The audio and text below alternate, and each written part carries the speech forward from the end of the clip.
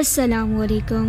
Welcome to another spookiest and scariest episode of Scary Nights with कायनात। Mahmudabad 5 number के कब्रिस्तान का शुमार कराची के पुरअसरार तरीन कब्रिस्तान में होता है। इस कब्रिस्तान में अगरचे मजीद तदफीन की गुंजाइश तो बिल्कुल ख़त्म हो चुकी है, मगर वहाँ जो अभी भी कदीम कब्रें मौजूद हैं वो अपनी अलग ही दास्तान सुनाती दिखाई देती हैं। कब्रिस्तान में एक ऐसी भी कब्र मौजूद है जिसे देखकर हैरत और खौफ अपने इंतहाई मकाम पर नजर आता है। गुड्डे गुड़िया और हांडियां जा बजा हर तरफ बिखरे हुए दिखाई देते हैं। इंसानी हड्डियां, बकरे की सिरी इस कब्रिस्तान को हद तक दर्जे तक वहशतनाक बना देती हैं। सारी रात कब्रिस्तान से घुंघरुओं की छन छन और बच्चों के रोने की आवाजें आती रहती हैं। महमूदाबाद का कब्रिस्तान लगभग तकरीबन 1 सदी कदीम है।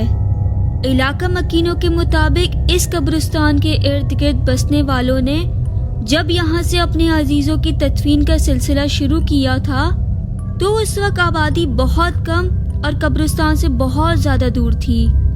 देखते देखते आबादी बढ़ते बढ़ते कब्रिस्तान की हदूद तक आ पहुंची और साथ साथ मुर्दों की तदफीन भी कब्रिस्तान में जारी रही। चंद साल पहले यहाँ मजीद मुर्दों की गुंजाइश बिल्कुल ख़त्म हो चुकी है। अब उसके बावजूद फिर भी लोग खस्ता तरीन कब्रों में अपने प्यारों को दफना देते हैं। कब्रिस्तान बंद होने की वजह से यहाँ कोई भी अब बाकायदा गोरकन तो नहीं है, इसीलिए कब्रों की देखभाल और सफाई सुथराई का ख्याल इलाका मकीन खुद ही करते हैं। कब्रिस्तान के करीब की आबादी निहायत ही खुदा तर्स लोगों पर मुश्तमिल है। आबादी के लोग कब्रिस्तान का जिस हद तक ख्याल रख सकते हैं रखते हैं। इसके बावजूद भी रात गए यहाँ पर तावीज़ करने वाली औरतें और आमिलों का आना जाना लगा ही रहता है। इसके अलावा चंद कुछ लोग और आकर यहाँ पे बच्चों और बच्चियों को जिंदा और मुर्दा छोड़ जाते हैं। इस सूरत में इलाका मकीन अपनी मदद आपके तहत मुर्दा बच्चों की खुद ही तदफीन कर देते हैं और जिंदा मिल जाने वाले बच्चे और बच्चियों को फिलाई इदारों के हवाले कर दिया जाता है। 6 साल पहले कोई शख्स फजर के वक्त एक बच्ची को कब्रिस्तान के डीए वाली गली के दरवाजे पर छोड़ गया था, जहां मासूम बच्ची पर चूंटियां और कीड़े रेंग रहे थे। बच्ची के रोने की आवाज सुनकर चंद एक पड़ोसी ने बच्ची को उठा लिया और उधर ही मोहल्ले की एक गली के रिहायशी ने बच्ची को गोद ले लिया। अब वो बच्ची 6 साल की है और अपने मौजूदा माँ बाप की आंखों का तारा है। हम जब कब्रिस्तान में पहुंचे तो गली में चंद नौजवान बैठे थे। जब उनसे अपना तारुफ और यहाँ आने का मकसद बताया तो करीब की गिरली में खड़ी खातून का कहना था, वैसे तो यहाँ पर बहुत कुछ होता रहता है। अहले मोहल्ला कब्रों में तावीज़ गाड़े जाने और जादू की हड्डियां रखने वालों से सख्त बेजार हैं। यहाँ आए दिन कोई ना कोई मर्द या खवातीन इस घटिया अमल के लिए आता ही रहता है। हद तो ये है कि बास कारों वाली औरतें भी तावीज़ और अमलियात के चक्कर में यहाँ आती जाती दिखाई देती हैं। मोहल्ले के दर्जन भर नौजवान ने हमारी बहुत रहनुमाई की और कब्रिस्तान के अंदर भी हमें ले आए। उन नौजवानों ने हमें ऐसे ऐसे इबरतनाक मनाजिर दिखाए कि घंटों मजीद भी इन वाकयात को सुना जा सकता था। मोहल्ले के एक नौजवान नवीद ने बताया कि कुछ अरसे पहले गली में एक अमीन नामी शख्स के वलीमे की दावत थी। रात के टाइम दावत जब खत्म हो गई तो बच जाने वाली बिरयानी और जर्दा अमीन साहब ने मोहल्ले के बच्चों के हाथ अड़ोस पड़ोस के घर में भिजवाना शुरू कर दिया। घरों में चावल पहुंचाने वालों में नवीद का भाई एहसान भी शामिल था। एहसान जब जर्दे का थाल हाथ में थामे कब्रिस्तान में जाने वाले गेट के करीब से गुजरा तो एक इंतहाई खूबसूरत लड़की ने उसका हाथ पकड़ने की कोशिश की। लड़की अचानक से नमूदार हुई थी। एहसान ने फौरन अपना हाथ खींचकर बचने की कोशिश की, इसलिए एहसान की कलाई उस लड़की के हाथ में न आ सकी, लेकिन जर्दे का भरा हुआ थाल उसके हाथ से झट से गिर पड़ा। लेकिन वो लड़की बिजली किसी तेजी से वापसी कब्रिस्तान की दीवार में बने हुए एक बड़े से सुराख में दाखिल हो गई। احسان یہ اچانک حملے پر خوف سے چیخا اور گر کر بے ہوش ہو گیا۔ شادی کی وجہ سے اتنی رات کو بھی گلی میں کافی لوگ موجود تھے، اسی لیے چند پڑوسیوں نے احسان کی چیخ سن کر اور اسے بے ہوشی کی حالت میں دیکھ کر اسے اٹھا کر اس کے گھر لے آئے۔ احسان پورے 1 دن تک بے ہوش رہا۔ اس کا جسم بخار سے آگ کی طرح تپ رہا تھا۔ نوید نے بتایا کہ اس کا بھائی 1 ہفتے تک گھر میں ہی لیٹا رہا، جبکہ اس دوران اس کے جسم میں شدید درد تھا، اور جب قرآنی آیات سے اس پر دم کیا گیا تو اس کی برکت سے احسان آہستہ آہستہ ٹھیک ہو گیا۔ ہمارے ساتھ ہی مکی مسجد کے رہائشی نوشو بخش بھی تھا۔ ایاز نے اپنے چند دن پہلے کی آپ بیتی بتاتے ہوئے کہا کہ وہ اور اس کا دوست چند دن پہلے رات کو گلی میں بیٹھے ہوئے تھے کہ اچانک سے 2 اجنبی نوجوان گلی میں داخل ہوئے۔ رات کافی زیادہ گزر چکی تھی، اس لیے ہمیں لگا کہ کوئی چور ڈاکو نہ ہو، لہٰذا ان کی نظروں سے بچنے کے لیے ہم گلی والے گیٹ سے قبرستان کے اندر جا کر ایک قبر میں جا کر چھپ گئے۔ ابھی ہمیں بیٹھے ہوئے چند منٹ ہی ہوئے تھے کہ ہماری کمر پر لاتیں پڑنے لگی۔ ہم نے پیچھے مڑ کر دیکھا تو وہاں کوئی بھی نہیں تھا، لیکن ہمیں لگاتار کوئی لاتیں مار رہا تھا۔ ہم چیختے ہوئے اپنے گھروں کی طرف دوڑنے لگے تو گھر تک ہمارے پیچھے دوڑتے قدموں کی آوازیں سنائی دیتی رہیں۔ اس کے بعد ہم نے رات کو قبرستان کے پاس تک جانے سے توبہ کر لی۔ محمود آباد کے رہائشی شہزاد سے بھی ہماری بات ہوئی۔ کچھ دن عرصے پہلے کی بات ہے کہ اعظم بستی میں مجھے جانا پڑا۔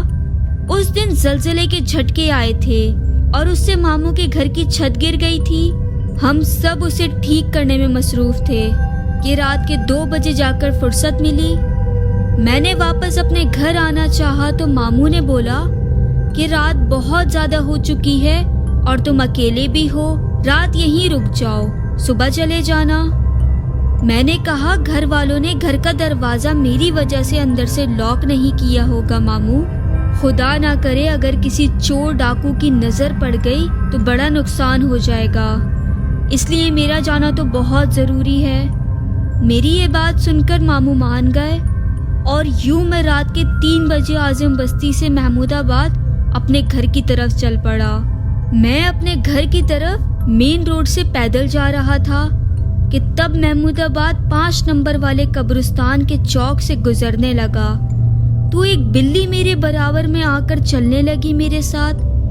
چند قدم ساتھ چلنے کے بعد وہ چھوٹی سی بلی میرے آگے آگے چلنے لگی۔ اس وقت میری حیرت کی انتہا نہ رہی جب بلی لمبی ہونے لگی، اور لمبی ہوتے ہوتے اتنی زیادہ لمبی ہو گئی کہ پچھلے پیر میرے قریب تھے اور اس کا منہ اگلی ٹانگیں 20 فٹ دور تھے۔ رات کا وقت تھا اور میں گھر کے راستے پر بالکل درمیان میں تھا، اسی لیے نہ آگے جا سکتا تھا اور نہ واپس ماموں کے گھر جانے کی ہمت تھی۔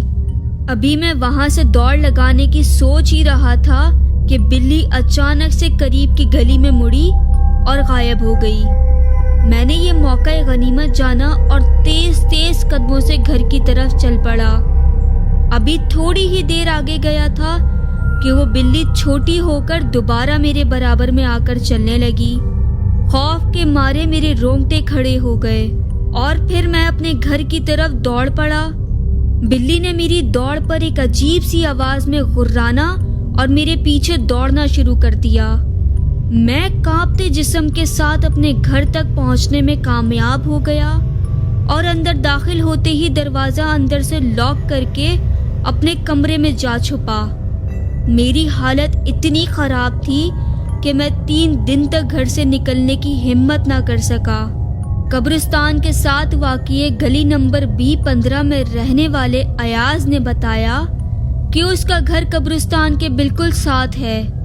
گھر ذاتی ہے اور آس پاس کئی اور گھر بھی ہیں جو کرائے کے لیے پورا سال دستیاب رہتے ہیں۔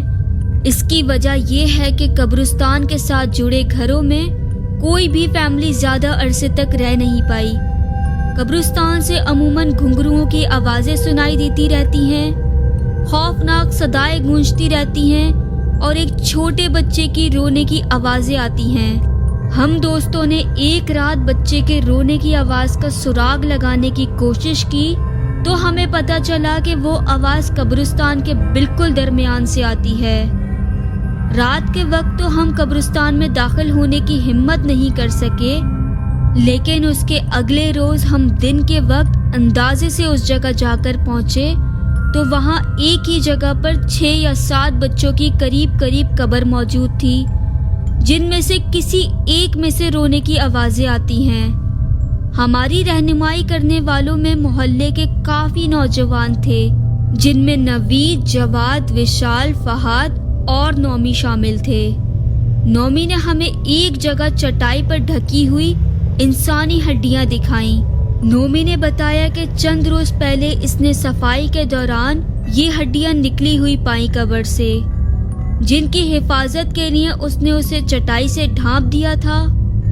ہڈیوں کی حالت بتا رہی تھی کہ وہ کسی قبر سے کفن سمیت نکالی گئی ہیں اور ایک گھرگھری شکل میں موجود جگہ پر منتقل کی گئی ہیں۔